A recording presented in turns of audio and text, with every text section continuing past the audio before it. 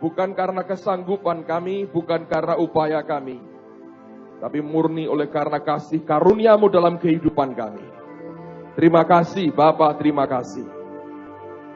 Malam ini sampaikan isi hati-Mu dan buat setiap kami mengerti apa yang Kau ingin sampaikan. Dan wahyukan kebenaran-Mu dalam kehidupan setiap kami ya Bapa. Di dalam nama Tuhan Yesus, dan semua kita yang berharap pada Dia berkata, Amen. Sebelum duduk saudara, coba ngomong kepada orang di sebelah kanan kirimu. Sebelum bicara, coba lihat ke matanya. 2 detik aja dan katakan, Anda luar biasa hari ini. Amen. Berikan kemuliaan yang terbaik bagi Tuhan kita. Silakan duduk saudara. Mari buka firman Tuhan Mazmur 119. Perhatikan pada ayat yang ke-130 dari Mazmur 119. Mazmur 119 ayat yang ke-130. Kita akan baca bersama-sama ayat ini. Saya percaya akan memberkati kita semua. Mazmur 119 ayat 130. Sudah ketemu semua? Kita baca sama-sama 2, 3. Bila tersingkap firman-firman-Mu memberi terang, memberi pengertian kepada orang-orang bodoh. Amen, saudara.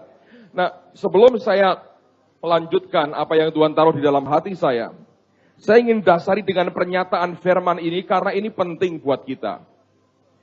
Banyak orang Kristen datang ke gereja, mendengarkan firman, mendengarkan khotbah, lalu kemudian dia tulis semua yang dia dengar, semua ayatnya dia tulis.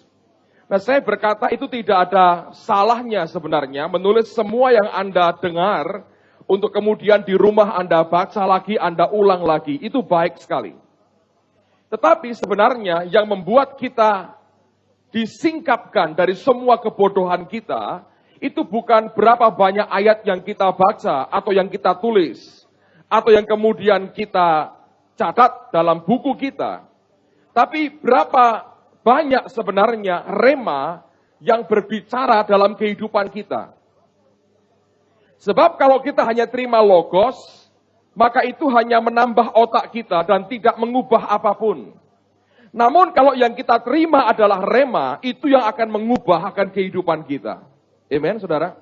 Nah, saya teringat akan statement yang John Bevere pernah sampaikan, dan dia berkata begini, dia tuliskan begini. Seringkali dia menganjurkan kepada orang-orang yang mendengarkan khotbahnya, untuk bisa menangkap perkataan Tuhan di dalam perkataannya. Jadi dia membandingkan bahwa ada perkataan-perkataan yang dia ucapkan, tapi sama sekali tidak ada maknanya mungkin bagi satu orang, tapi satu kalimat pendek yang terselip di dalamnya bisa berarti sangat besar bagi orang itu. Nah, hebatnya firman di sini, saudara. Hamba Tuhan tinggal menyampaikan apa yang Allah suruh dia sampaikan. Lalu bagian kita yang mendengar adalah kita mesti belajar, berdoa dan berkata, Tuhan, berikan rema kepadaku, dan biarlah Engkau berbicara kepada aku secara pribadi. Nanti anehnya, setiap kita akan terima yang berbeda-beda. Bukan bertentangan, saudara, tapi sesuai yang Allah ingin sampaikan kepada saudara. Nah, selama ini kita duduk di gereja, kita mendengar firman seperti seorang mahasiswa mendengarkan dosennya memberikan kuliah. Nah, kalau itu harus semua ditulis. Karena kelak ujiannya bisa muncul di mana-mana dari apa yang disajikan dalam perkuliahan. Tapi ketika firman disampaikan, bedanya di sini. Saudara sebenarnya tidak perlu menghafalkan semua yang disampaikan. Tapi kita berdoa supaya Allah mewahyukan bagian yang Dia ingin kita mengerti dan kita mendengarnya. Nah, kalau kita bisa menangkap itu, hasilnya luar biasa.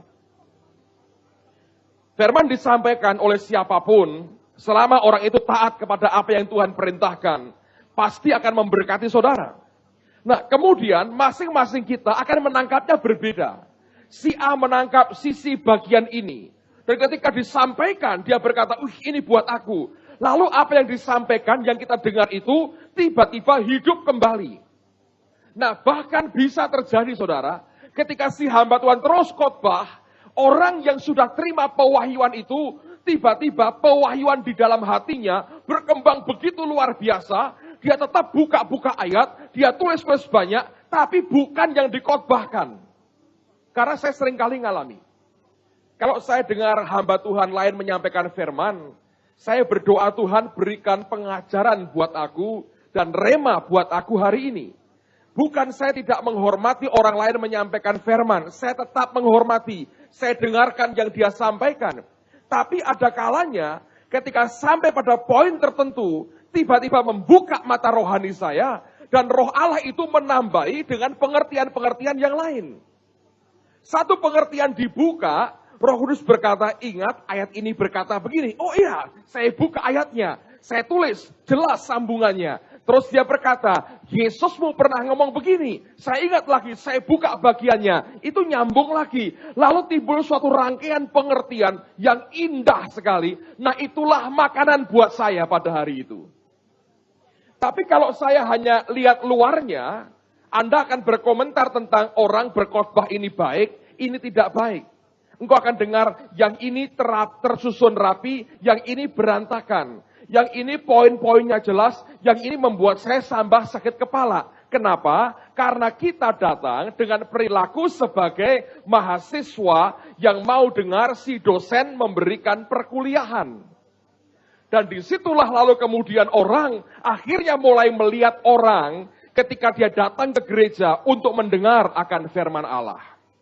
Seharusnya siapapun yang berbicara selama dia mendengar suara Allah, tidak masalah buat kita. Anda cukup dengarkan baik-baik apa yang dia sampaikan, ikuti pembacaan ayatnya, sampai satu titik Allah berbicara langsung kepada saudara. Tiba-tiba membuka pewahyuan, itu Anda tulis, itulah firman, itulah kebenaran, itulah rema buat hidup kita pada saat itu. Nah bisa terjadi kemudian berkembang lebih jauh, dan akhirnya kita menemukan kebenaran yang begitu luar biasa di luar konteks khotbah si hamba Tuhan itu.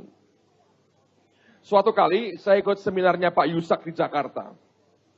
Di depan itu saya duduk di situ, lalu kemudian istrinya Pak Yusak, lalu anak-anaknya semua hadir, semua ikut dalam kebaktian, dalam seminar. Lalu Pak Yusak menyampaikan firman dan dia sampaikan. Saya ikuti dengan Alkitab saya tulis beberapa poin.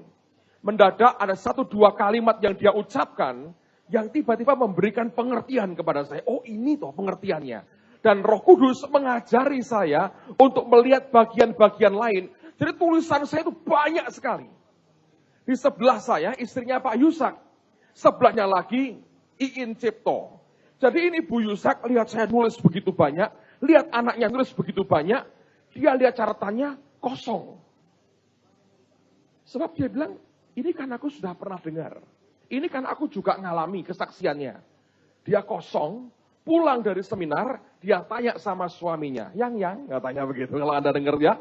Kalau mereka bilang, si Petrus Agung nulis begitu banyak, Iin begitu banyak, catatanku kosong. Kok bisa? Yang ditulis itu apa saja? Khotbah kayak gitu kok ditulis panjang lebar itu nulis apa? Lalu Pak Yusak menjelaskan seperti yang saya katakan tadi. Masing-masing itu menangkap sesuatu dari firman Tuhan. Dari sesuatu yang ditangkap itu kemudian berkembang. Anda ngerti ya? Kalau saudara ngerti prinsip ini, saudara akan lebih diberkati lagi. Ketika engkau datang di kebaktian, engkau ikut seminar, mendengarkan firman Tuhan, Anda bukan lihat akan rangkaian khotbahnya, poin-poinnya. Sesisi ilmu khotbah ini, model khotbah tipe apa. Itu sudah bukan lagi ya, Victor ya. Diajari kan, kalau khotbah itu kan, homiletik itu ada ya, apa modelnya macam-macam, saya sudah lupa. Pernah saya belajar sedikit, saudara. Jadi kalau susunannya per subjek itu apa, lalu ayat per ayat diurai itu tipe apa. Anda tidak lagi peduli, oh ini tipe ini. Anda tidak lagi pusing soal itu. Yang Anda perlukan adalah apa yang firman Tuhan sampaikan, rema Allah sampaikan buat aku hari ini. Amen. Dengan demikian bungkusnya Anda tidak usah pedulikan, tapi isinya itu yang memberkati kita. Di sekolah Alkitab, setelah seminggu Ibu Indri ngajar, Saya berkata gini dengan mereka, apakah kata kasih diucapkan kasih atau kasih? Sama saja, saya berkata. Tetap itu kasih, apakah diucapkan dengan gaya pertama, kasih atau kasih? Itu sama, tetap itu kasih. Kalau Anda pedulikan bungkusnya, yang pertama membuat Anda terbuai, yang kedua Anda jantungan kaget, saudara. Nah, kalau orang melihat bungkusnya, saudara akan susah sekali. Karena manusia itu berbeda sekali. Kita nggak pernah diciptakan sama. Ngerti, saudara? Tapi kalau saudara bisa tangkap kebenarannya, remanya, itu menyingkapkan mata rohani kita. Itu yang membuat arah hidup kita berbeda. Nah, saya beri contoh. Coba buka Injil Lukas, saudara. Lukas pasal 24.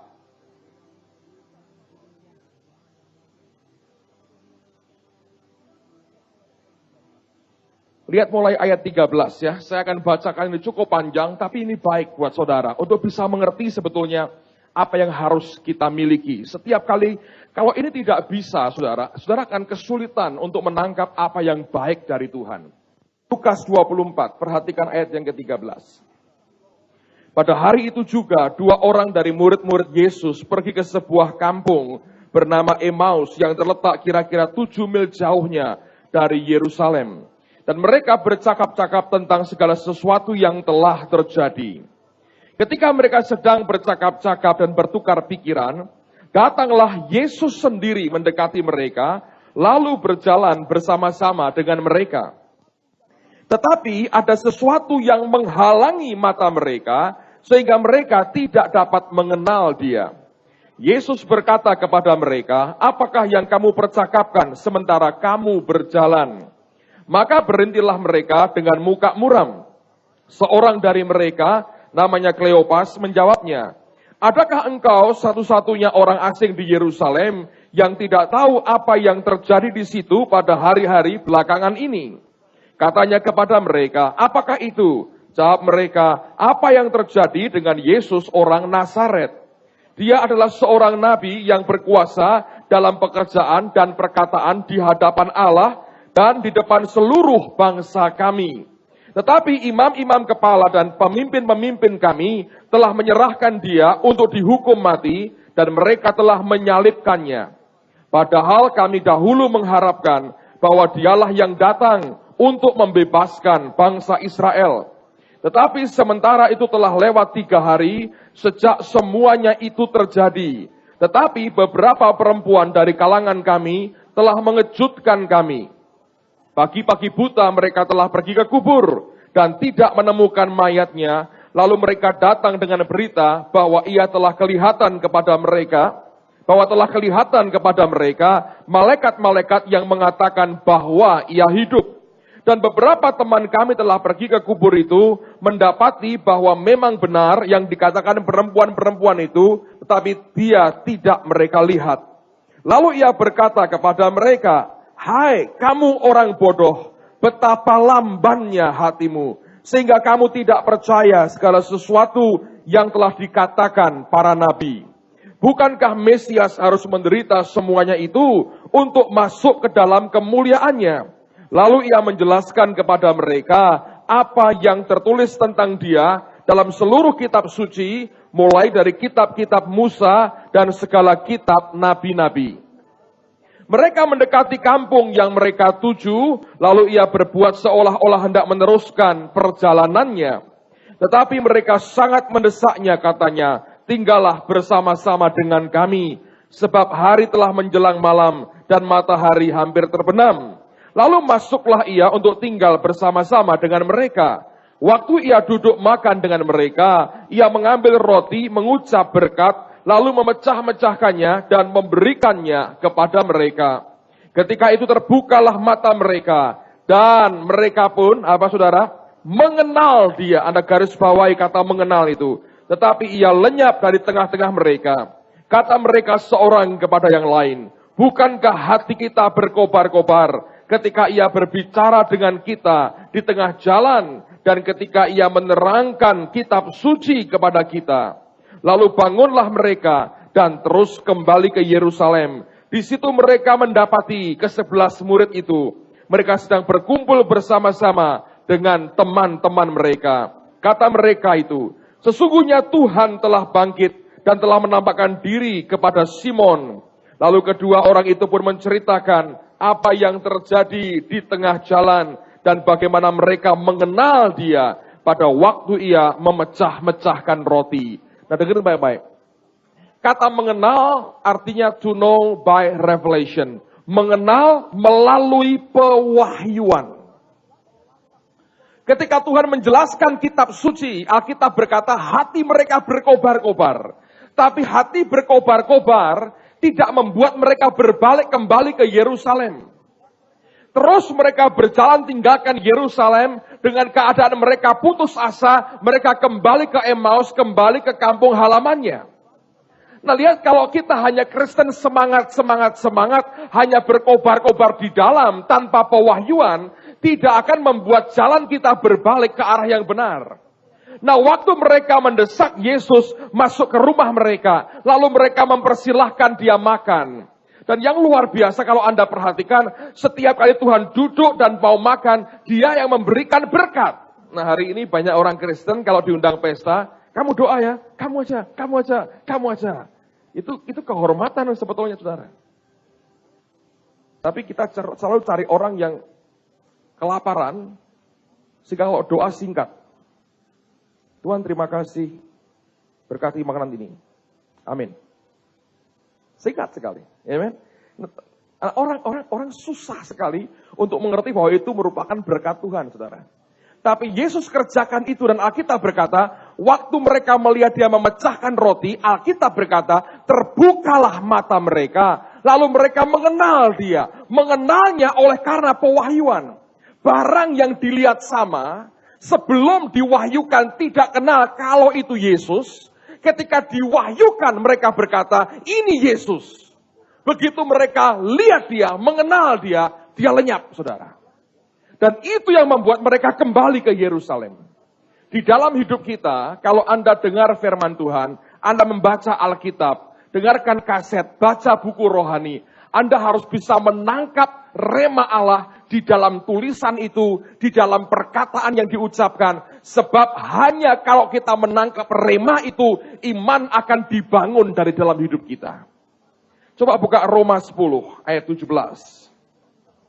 Dari mana sebetulnya sumber daripada iman?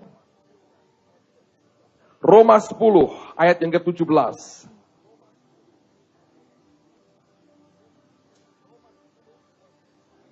Roma 10 ayat 17. Sudah, kita baca sama-sama. 2, 3. Jadi iman timbul dari pendengaran dan pendengaran oleh firman Kristus. Kata firman Anda garis bawahi. Dan tulis di Alkitabmu itu bukan dari kata logos, tapi dari kata rema. Jadi yang menimbulkan iman, yang menghasilkan iman itu rema. Kalau Anda tulis semua khotbah yang ada, sampai seluruh bukumu penuh dengan catatan khotbah, tapi tidak satu bagian pun engkau buka diri, untuk itu bisa berbicara buat kita, tidak membangun apapun. Akibatnya apa? Pengetahuan kita makin bertambah, kita makin tambah pinter, tambah ngerti banyak, tapi hidup kita tidak pernah berpaling ke arah yang benar. Yang Tuhan mau adalah setiap orang Kristen, setiap anak-anaknya, setiap kali engkau dengar firman Tuhan, jangan lihat bungkusnya, jangan lihat strukturnya, jangan lihat modelnya, berdoa Tuhan beri aku isinya, supaya itu masuk dalam batinku. Ketika diwahyukan dalam diri kita, memberikan terang, pengertian kepada hati kita yang lamban dan bodoh, dan pada waktu itu kita akan berpaling ke arah yang Tuhan inginkan di dalam kehidupan kita. Dan hanya dengan cara ini, kita akan tumbuh, saudara. Amen. Nah, sekarang mari kita lihat bagian demi bagian dari firman Tuhan. Saya ingin tunjukkan, kalau itu sampai kita dapat rema, apa sih manfaatnya buat kita? Coba buka Yesaya pasal 28. Kitab Nabi Yesaya pasal yang ke-28.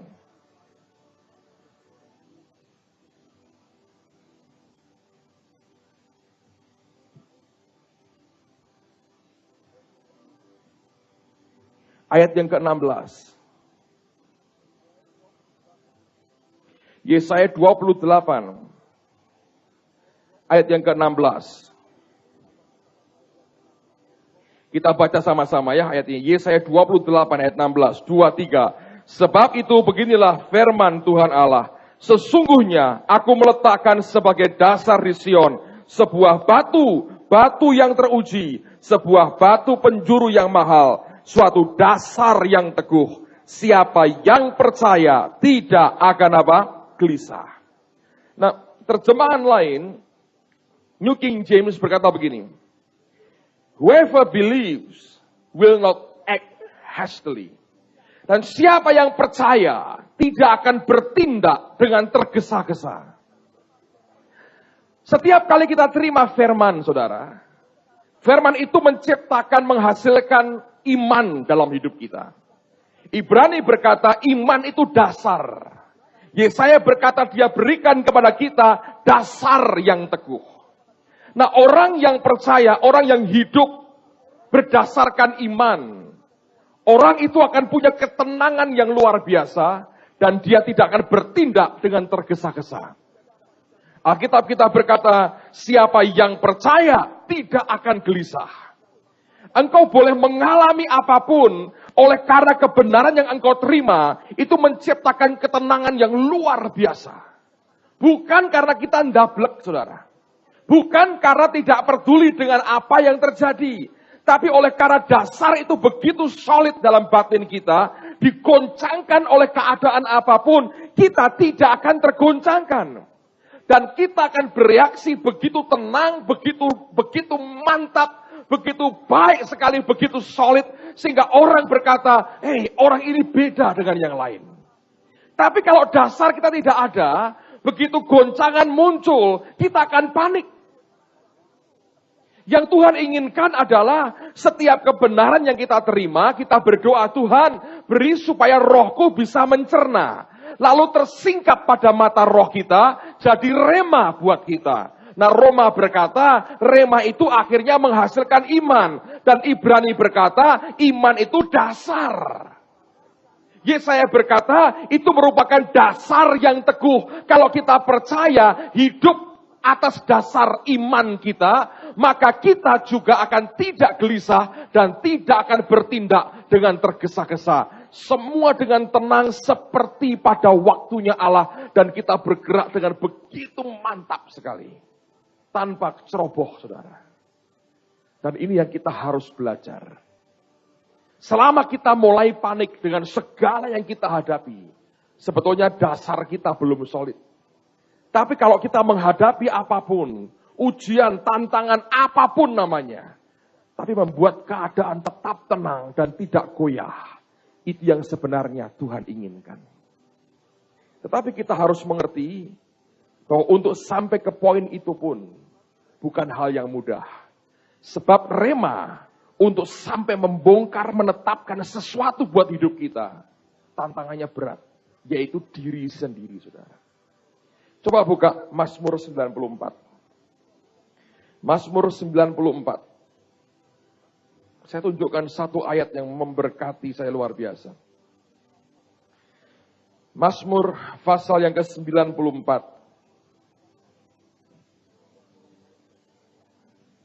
Lihat mulai ayat yang ke-11. Dan kita akan lihat baca pelan-pelan sampai dengan ayat 15. Mazmur 94. Perhatikan ayat 11, 12, 13, 14, dan 15. Tuhan mengetahui rancangan-rancangan manusia. Sesungguhnya, bukan hanya sebagian, saudara. Semuanya, apa saudara? Sia-sia belaka. Nah, saya tidak yakin bahwa Alkitab ini berlebihan ketika mengatakan itu.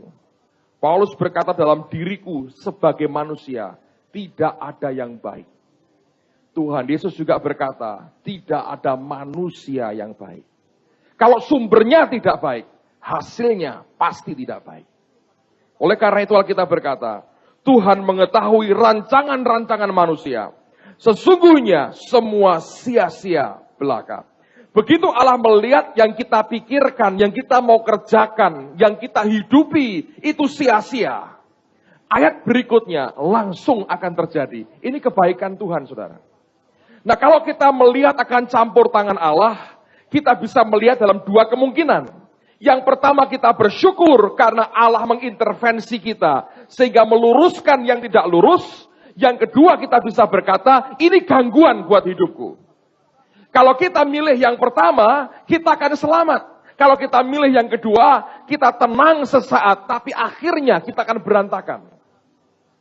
Sebab, dengarkan ini ayat yang berikutnya, sangat tidak enak. Ayat yang ke-12, berbahagialah orang yang apa? Kau hajar ya Tuhan. Dan yang apa? Kau ajari dari Tauratmu. Nah, dulu saudara, saya berkata begini. Saya mau ngerti dulu firman-Nya berkata apa. Lalu kemudian saya mau jalani apa yang saya tahu. Tapi makin lama, saya makin kenal Tuhan. Saya sadar bahwa tidak bisa begitu. Karena Alkitab berkata, kecaplah, baru apa? Lihatlah. Yang manusia ingin adalah kita lihat dulu, baru kita kecap, saudara. Saya pernah ngalami ketika saya duduk di kelas 5 SD atau kelas 3. Guru saya ini membuat pelajaran IPA, ilmu pengetahuan alam. Dan dia berkata begini, dia tunjukkan beberapa bumbu pawon, saudara. Ya, ada brambang, ada bawang, ada tumbar, ada miri, ada pala. Terus dia berkata, sekarang ya aku mau tes sampai di mana ketajaman hidungmu. Saya nggak tahu, pokoknya dia ngomong soal hidung dan dia berkata, saya mau lihat sampai di mana ketajaman hidungmu dan sampai di mana ketajaman rasa di lidahmu. Nah, Anda tahu dari kecil saya nggak bisa makan berambang atau bawang, saudara. Itu kalau mentah, apalagi langsung muntah. Dan berjam-jam saya harus perangi perasaan Mesir di mulut saya. Karena berambang itu makanannya orang Mesir, saudara. Menurut Alkitab. Jadi saya mesti buang itu Mesir dari mulut saya berjam-jam. Nah, begitu saya melihat itu, saudara, saya berkata, wah, ini celaka. Sebab dia berkata begini, guru saya. Semua nanti akan saya uji dengan cara tutup matanya, lalu saya akan suruh hidungmu cium ini barang apa, lalu saya akan masukkan ini ke mulutmu. Waduh, sengsaranya luar biasa. Jadi saya berdoa sebisa-bisanya, biarlah cawan ini lalu daripadaku. Dan Tuhan baik, belum waktunya sudah bel pulang, saudara. Lega sekali. Itu doa yang mendatangkan mujizat kayak begitu. Di tengah-tengah tekanan yang mengerikan, kiranya cawan ini lalu daripadaku. Tapi orang selalu begitu kan?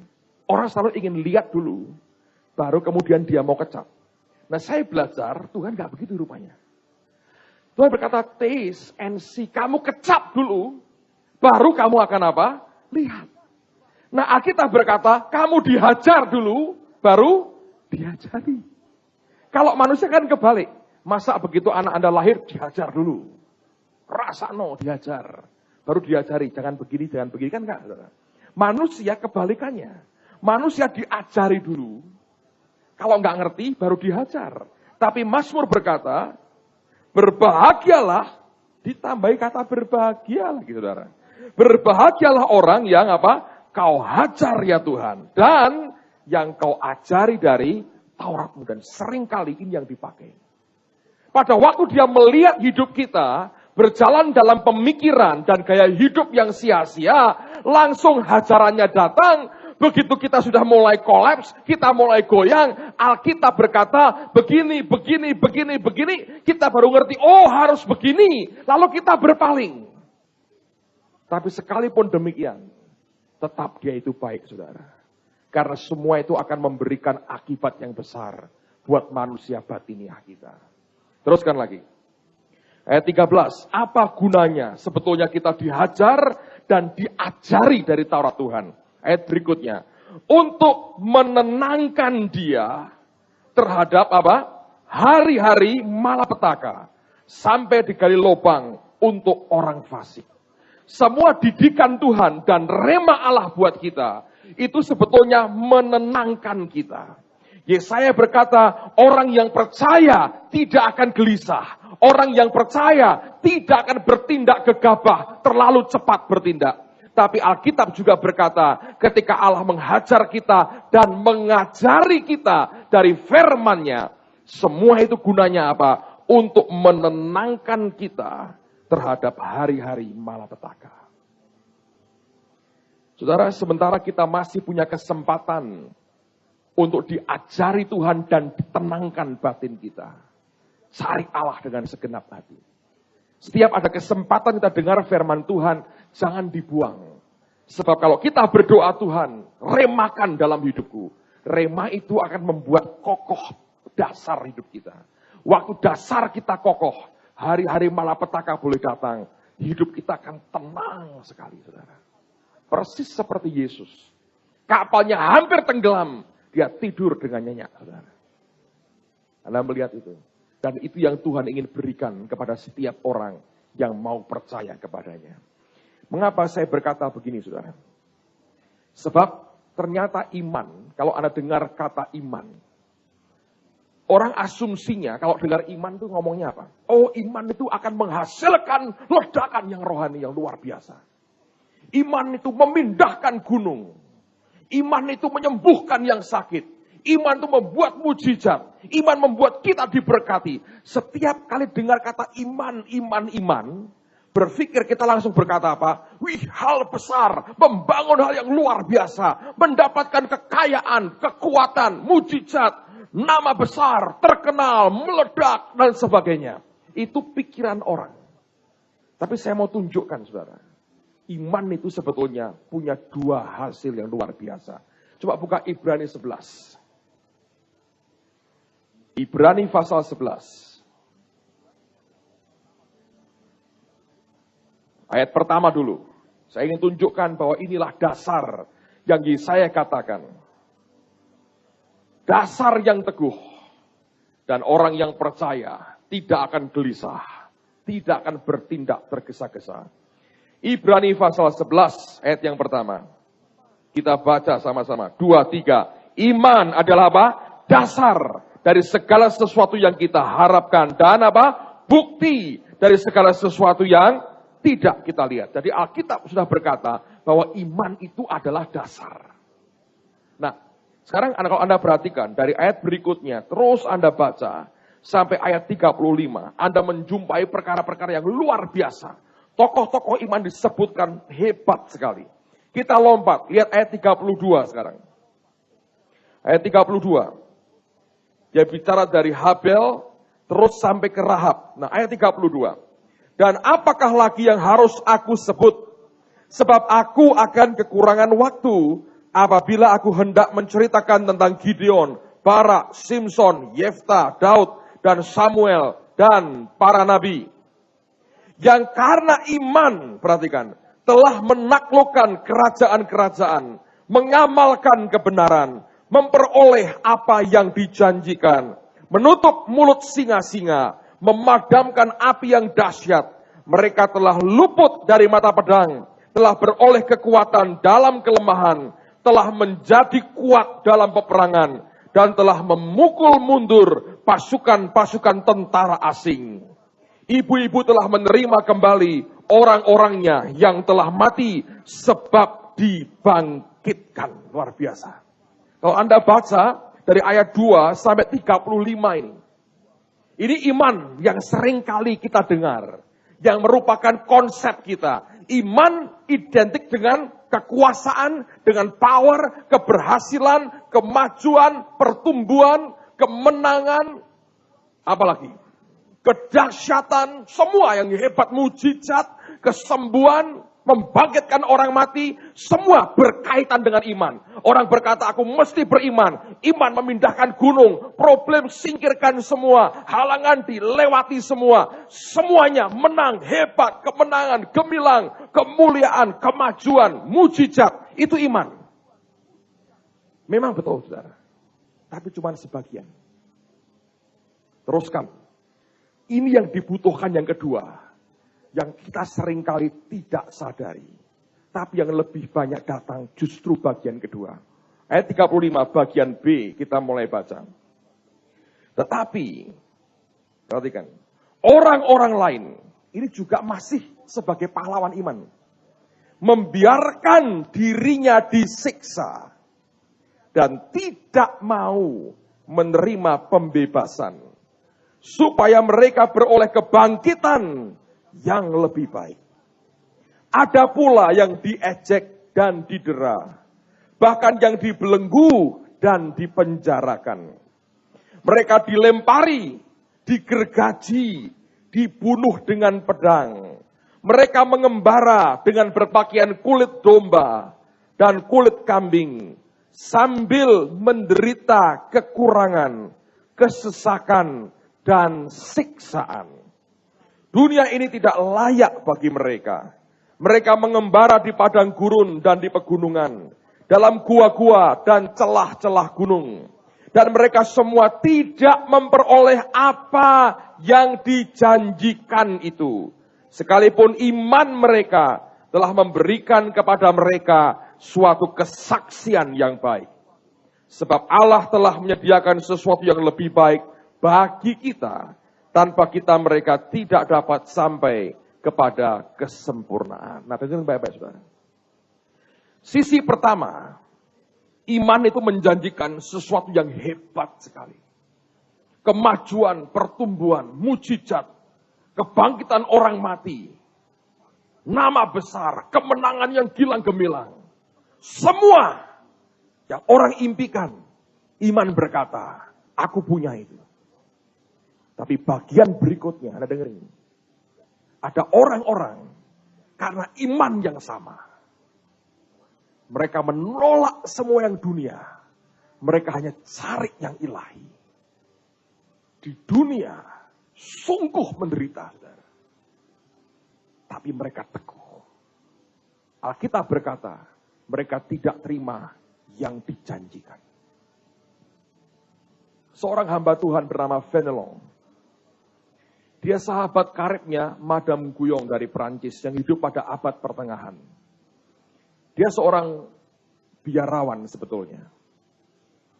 Dan orang ini terkenal pertama kali di Perancis ketika ada pemberontakan kelompok Protestan di Perancis. Ditindas dengan militer tidak bisa padam. Akhirnya gereja mengutus akan Fenelon ini. Dan dengan cara yang begitu damai, dia damaikan pemberontakan itu. Tetap dia biarkan orang Protestan beribadah dengan bebas. Dan Katolik akhirnya mau menerima di Perancis, saudara.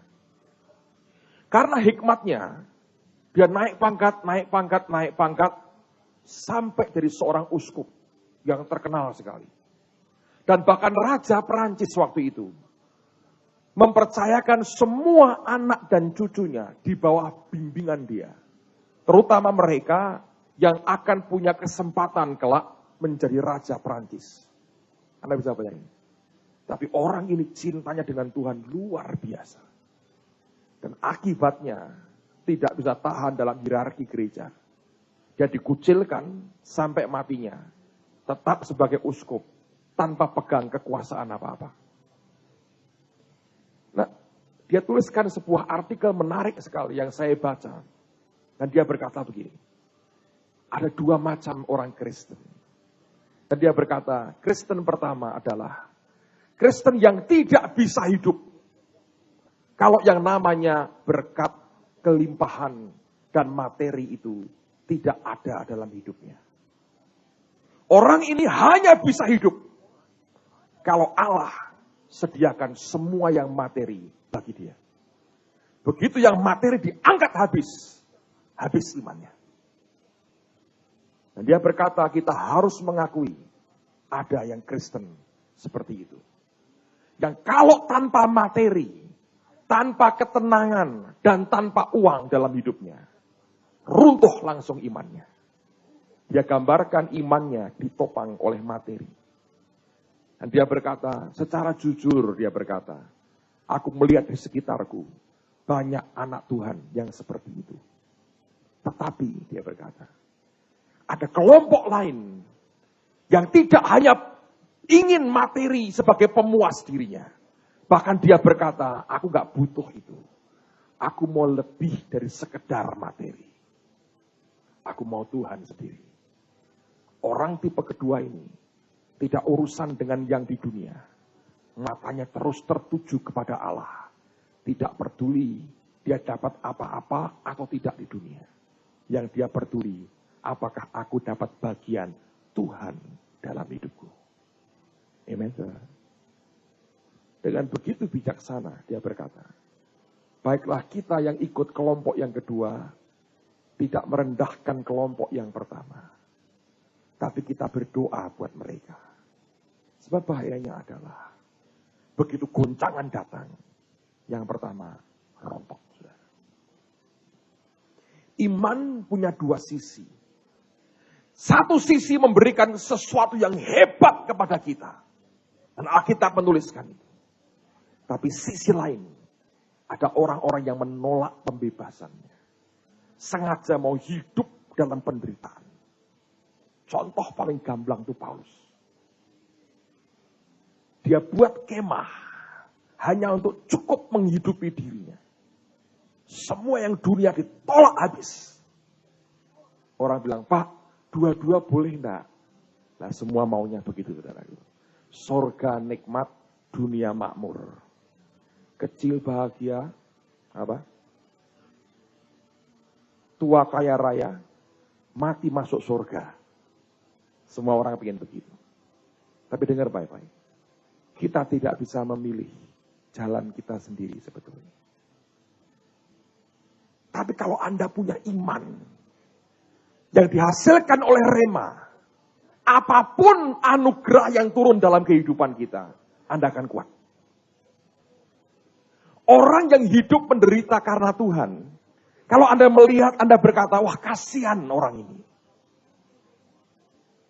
Tapi orang itu sukacita dengan apa yang dia alami.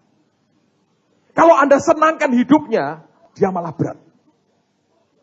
Ada keluarga misionari, orang Amerika di Irian, saudara. Sekian tahun tinggal di hutan. Wih, kena malaria, kena segala macam. Ada anaknya yang sampai cacat dari lahir. Ketika diajak pulang ke Amerika, sedihnya luar biasa. Anak-anaknya bilang, Papa pulang ke hutan. Pulang ke hutan. Sudah mulai gede-gede, sudah. Ditunjukin Amerika. Nggak pulang, Papa. Mungkin lihat rambut kok kuning, sana keriting lebih. Tarik. Pulang, dia bilang. Minta pulang, saudara. Seharusnya anak-anak remaja itu kan pengen lihat, wih Amerika. Ya. Ini minta pulang, saudara. Itu choice. Tapi anugerah Allah turun. Selama imanmu itu tidak goyah, ditaruh dimanapun gak masalah. Kalau kita baru di level pertama, ya diakui di depan Tuhan. Tuhan, kalau ini diprotoli habis juga imanku. Langsung murtad 3 kali. Saudara. Karena dasar imannya tidak kuat. Tapi kalau fondasimu kokoh, oleh karena setiap rema yang engkau terima, Anda ngerti, apapun yang ditentukan buat saudara, engkau tidak akan goyah. Engkau bisa mengalami explosion rohani yang luar biasa. Hidupmu bertumbuh, berkembang, bam, hebat sekali. Ataupun engkau ditempatkan Allah di tempat yang secara daging mengerikan. Engkau berkata, tidak ada bedanya. Tetap kokoh di dalam Dia sendiri. Amen, saudaraku. Nah, itu iman. Kalau orang Kristen bisa nangkap ini, hidup kita akan beda. Ayat yang terakhir. Mazmur 92. Mazmur 92.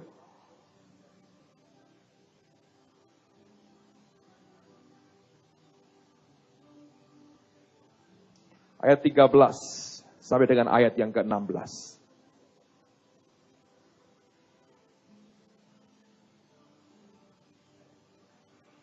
Orang benar akan bertunas seperti pohon korma, akan tumbuh subur seperti pohon aras di Libanon. Mereka yang ditanam di bait Tuhan akan bertunas di pelataran Allah kita. Pada masa tua pun mereka masih berbuah, menjadi gemuk dan segar. Untuk memberitakan bahwa Tuhan itu benar, bahwa Ia gunung batuku, dan tidak ada kecurangan padanya. Saya pernah sampaikan bagaimana pohon korma ditanam. Di Timur Tengah ketika benihnya itu mulai dimasukkan dalam tanah, maka di atas tumpukan tanah itu para petani korma menaruh sebuah batu yang cukup besar. Ketika kehidupan mulai keluar dari benih korma itu, mereka ingin naik ke atas, mereka tidak bisa. Karena yang harus mereka hadapi batu yang besar. Apa akibatnya? Maka mereka hanya bisa tumbuh ke bawah. Ketika mereka tumbuh ke bawah, maka tumbuh ke bawah itu menjadi apa? Akar. Ketika akar itu kuat, baru setelah akarnya kuat, mereka bisa mulai tumbuh ke atas. Dan kekuatan itu akan membuat batu besar itu terdongkel keluar. Ketika batunya terdongkel, kehidupan mulai naik. Dan korma itu ditanam di gurun. Setiap ada angin atau badai gurun sehebat apapun, biasanya korma ini tetap tahan dan tidak tumbang. Sebab akarnya berakar kuat di bawah. Kekristenan kita seringkali ingin yang mudah. Kita ingin di atas kita cuman pasir yang sudah digarap atau tanah liat yang lembut. Waktu kita mulai keluar, kita mau tumbuh dengan cepat. Waktu kita menghadapi batu, kita berkata ini merupakan godaan, ini merupakan gangguan buat aku. John Bevere tulis dalam sebuah buku yang bagus sekali. Dan dia berkata begini. Jangan tergesa-gesa lari dari pertentangan rohani yang sedang terjadi. Saudara, kalau Anda peka dengan apa yang Tuhan sedang kerjakan dalam hidup kita setiap hari. Setiap saat kita dihadapkan kepada kebenaran yang mengkonfrontasi keadaan kita. Kebenaran yang bertolak belakang dengan apa yang sedang kita senangi. Nah, pertentangan rohani itu banyak orang Kristen ingin segera lari. Supaya apa? Karena kalau terjadi konflik terus dalam batin kita, hidup kita tidak tenang, saudara. Ya kan? Kita mau makan gak enak, tidur gak bisa tidur, kerja gak bisa kerja, konflik terus. Nah, orang Kristen yang bodoh, dia akan lari dari konflik itu. Dia akan coba netralisir kebenaran itu sedemikian rupa, sehingga tidak lagi punya kekuatan dobrak untuk masuk ke hidup kita. Kita biarkan tetap di luar, lalu kita sibukkan diri kita dengan berbagai macam hal untuk menutupi itu sehingga tidak bisa nembus ke batin kita.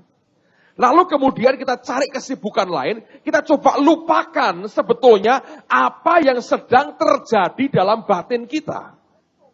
Dengan kata lain, coba cari pelarian atau menetralisir kebenaran ini. Nana mengerti akibatnya? Kalau kita lari dari konfrontasi kebenaran yang Roh Kudus sendiri kerjakan, maka sistem akarmu, kata John Bevere, tidak akan kuat. Tapi kalau engkau biarkan yang namanya kebenaran, rema ini, terus nembus sampai ke dasar hidupmu, membongkar yang sebenarnya, maka sebetulnya kita membiarkan sistem akar kebenaran itu akan makin kuat. Digoyang seperti apapun, engkau tidak akan goyah, saudara. Nah, banyak orang pakai pikirannya untuk menetralisir kekuatan penetrasi kebenaran. Saya beri contoh begini. Anda tahu cerita Bileam ya? Seorang nabi. Nah, Balak itu musuh Israel. Dia minta Bileam mengutuki Israel. Nah, banyak orang berkata Bileam nabi palsu. Nah, akhirnya memang tergolong begitu. Pada mulanya dia sungguh-sungguh nabi. Dan dia dengar suara Tuhan, saudara. Dia gak nyembah setan. Dia gak nyembah ilah lain. Dia nyembah Allah. Sungguh-sungguh dia sembah. Dan yang dia dengar sungguh-sungguh murni suara Tuhan. Nah, pada waktu itu si Balak berkata, kutuki orang Israel. Dia diberi kekayaan. Dan orang-orang yang terhormat datang menghadap dia. Nah, Bileam sudah ngerti bahwa Allah berkata, jangan kutuki umatku. Dia ngerti itu. Tapi dalam dirinya ada konfrontasi antara keinginan dapatkan uang dengan kehendak Tuhan yang berkata, jangan dikutuki. Anda lihat konfrontasinya. Nah, orang-orang Balak pulang, dia kirim utusan lebih terhormat lagi, dengan harta lebih banyak lagi. Terus dicoba dengan harta lebih banyak, dan lebih banyak. Akhirnya, Bileam ini tidak biarkan kebenaran ini masuk berakar dalam dirinya. Apa yang terjadi? Dia coba kompromikan, dan dia rohani banget. Dan dia berkata, ya dulu kan gak boleh. Sekarang coba aku tanyakan Tuhan lagi. See? Rohani kan? Kan dosanya apa? Tanya Tuhan lagi. Dosanya adalah, di hatinya, dia gak bertobat. Dan sama sekali tidak biarkan kebenaran ini menguasai dia. Di hatinya sebetulnya uang nomor satu. Waktu dia tanya Tuhan lagi, nah ini bahayanya saudara. Dengerin Bapak, ini Tuhan itu saudara. Kayak begini. Anda terus paksa, boleh nggak? Boleh nggak? Kalau begini. Anda beri dia berbagai alternatif. One day dia berkata, boleh. Itu seperti nabi-nabi merengek-rengek sampai memalukan kepada Elisa. Minta izin cari Elia. Alkitab berkata ketika mereka meminta sampai memalukan. Elisa berkata, silahkan pergi. Saya mau tanya, ketemu Elia nggak saudara? 3 hari 3 malam, cari. Balik kepada Elisa. Bilang, tidak ketemu. Elisa berkata, bukankah sudah kukatakan jangan pergi? Anda harus kenal sifatnya Tuhan. Kalau Anda terus, Anda tahu persis. Itu bukan dari Tuhan. Hati-hati saudara. Mazmur berkata, diberikannya kepada mereka apa yang menjadi keinginan mereka. Dan didatangkannya, bahasa tulisannya, penyakit paru-paru di tengah-tengah mereka. Diberi itu. Tapi plus ekstra. Ekstra penyakit, ekstra masalah. Nah itu Tuhan. Jadi untuk apa sih sebetulnya ngotot dengan kemauan kita? Hanya cari approval. Ya, kalau dia bilang ya. Belum tentu ada paket ekstranya loh saudara. Tapi kalau engkau kerjakan seperti yang dia mau. Berkat Tuhan yang menjadikan kita kaya, kata firman Tuhan. Dan Alkitab berkata, dia tidak tambah trouble di dalamnya. Ketika Bileam kali kedua datang, Tuhan berkata, oh silahkan. Hanya, dia bilang, yang aku katakan, yang boleh kamu ucapkan. Wah, dia senang. Lumayan, pancernya masuk dulu, saudara. Jalan naik keledai. Urapannya turun dari nabinya kepada keledainya. Keledainya ngomong, kayak cerita zaman anak-anak kita itu, Nabi Sulaiman ngomong sama binatang. Keledai bisa nubuat, saudara. Di depannya malaikat, mau dibunuh. Bayangin. Kalau tinju itu saved by the bell, kalau ini saved by his donkey. Selamat karena keledainya. Saudara. Dan akhirnya, dia toh tidak bisa ngutuki. Dan akhirnya, waktu Israel masuk Kanaan, dia termasuk yang mati oleh karena pedang. Ditumpas, saudara. Nah ini manusia. Jangan biarkan kebenaran itu kita poles begitu rupa sampai kekuatannya hilang. Saya masih ingat tahun 80-an awal kita membuat KKR di gedung lapangan Trilomba Juang. Malam sejuta ceria. Wah, hebat. 1 malam sebelum acara itu, saya masih ingat, kami doa sama-sama di Imam Bonjol. Karena saya satu dengan teman satu, saudara. Kami nangis waktu itu. Karena waktu sembahyang Tuhan berkata, ini proyekmu, bukan proyekku. Jadi kami berdua sampaikan kepada panitia, sambil nangis. Saya berkata, kita harus bertobat. Ini bukan proyek kita, ini proyeknya Tuhan. Harusnya kan itu bukan yang betul, tapi ternyata Tuhan berkata ini proyek kita, bukan proyeknya Tuhan. Sudah nangis-nangis sampai kan keluar dari hati. Dinetralisir. Pemimpin kami itu pintar sekali. Dia berkata gini. Jadi saudara-saudara, ini yang tadi ya. Jadi dari sudah saya nangis-nangis, sudah tegang semua. Dia apik sekali. Hikmatnya hebat sekali. Jadi saudara-saudara, gini toh teknisnya ya. Tadi kan disampaikan bahwa ini proyek Tuhan. Ya, jadi kita akan berdoa menyerahkan kepada Tuhan sekarang ya. Jadi ini sudah baguslah sebagai saling mengingatkan di antara kita. Dinetralisir begitu rupa. Sampai nggak ada power lagi. Jalan KKR ya saudara. Bobor. Anda tahu apa yang terjadi? Pada hari terakhir dihitung semua persembahan. Kami defisit 6 juta. Zaman tahun 80-an. Itu besar sekali.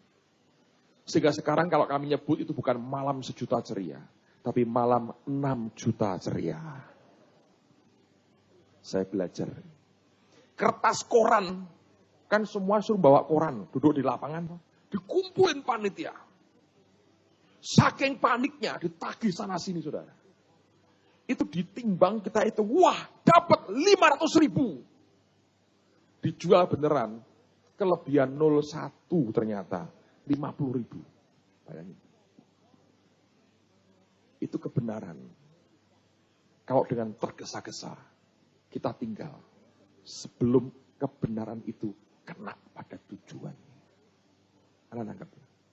Tapi kalau kita mau terima kebenaran, sampai masuk ke hidup kita, dan meletakkan fondasi yang kuat, kita tidak akan digoyahkan.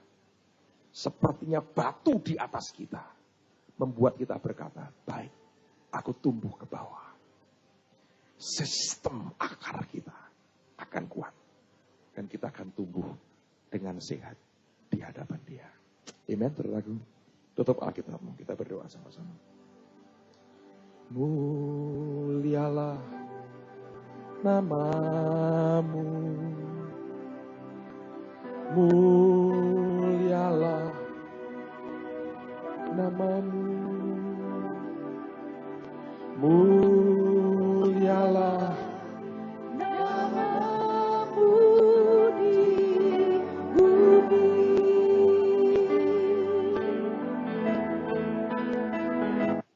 Mulialah nama-Mu. Mulialah nama-Mu. Mulialah nama-Mu di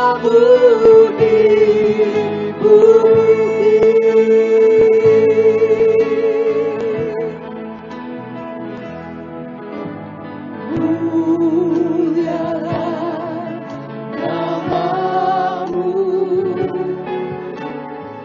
nama-Mu. Mulialah nama-Mu. Mulialah nama-Mu di bumi.